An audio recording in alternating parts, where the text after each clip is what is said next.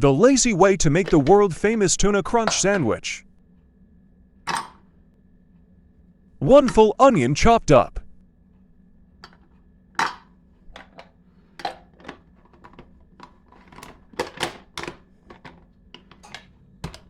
Give it some vigorous tugging action.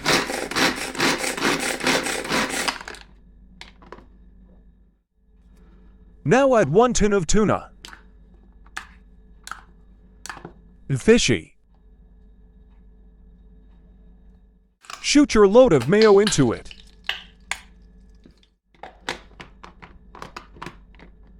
One last good tug to finish it off.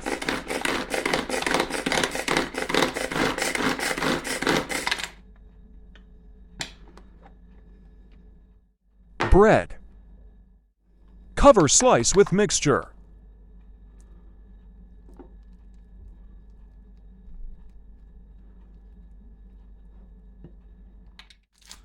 Add some lettuce, but not the wet kind. Add some slices of tomato.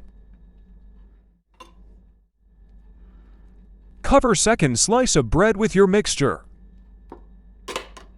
Cut in half and then it's ready to eat.